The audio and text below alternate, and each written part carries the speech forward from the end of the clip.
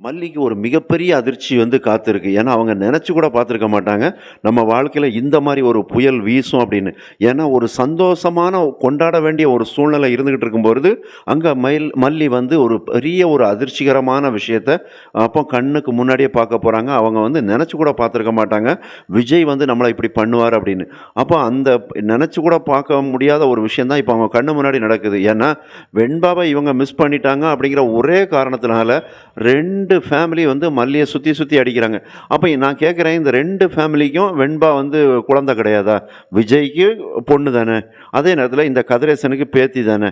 அப்படிங்கும்போது ஏன் இவங்க வந்து அந்த குழந்தை தொலைஞ்சிருச்சு. சரி மல்லி தொலைச்சிருக்கட்டும் தப்பில்ல. யார் கூட போனாலும் சில நேரங்கள்ல இந்த மாரி ஒரு சம்பவம் நடக்கத்தான் செய்யும். அப்ப அத வந்து நம்ம ஒருத்தர் மேல பழிய போடாம, சரி நம்ம இறங்கி தேடுவோம் அப்படின்னு சொல்லி இவங்க யாருமே நினைக்கல.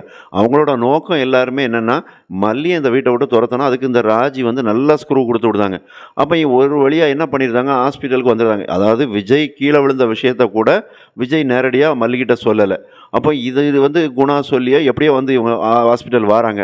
அப்ப வந்த இடத்துல காலையில கண்ணு முழிச்சு பார்த்தா, சரி நம்ம தல மாட்டுக்குள்ள, கால் மாட்டுக்குள்ள நம்ம மல்லி இருக்கிறாங்களா அப்படின்னு நெனச்சுட்டு, விஜய் கொஞ்சம் என்ன மல்லி அப்படின்னு பேசுவாருன்னு பார்த்தா, ஏதோ பெரிய என்ன எதையோ கொலை குத்தம் பண்ண மாரி, "ஏய்! நீ எதுக்கு இங்க வந்த?" அப்படின்னு ஒரு மாரி அதட்டுதா. இது என்ன அந்த கோப ரியாக்ஷன்லாம் நமக்கு உண்மையிலே சுத்தமா பிடிக்கல. விஜய் வந்து மல்லிகிட்ட இந்த மாரி கோவப்படணும்னு அவசியமே கிடையாது. எதுக்கு அவங்க அப்படி கோவப்படணும்? ஏன்னா, அவருக்கு தெரியும் இத்தன வருஷமா வெண்பாவ எப்படி தூக்கி வச்சு கண்ணுக்குள்ள வச்சு பார்த்தாங்க மல்லி வந்து.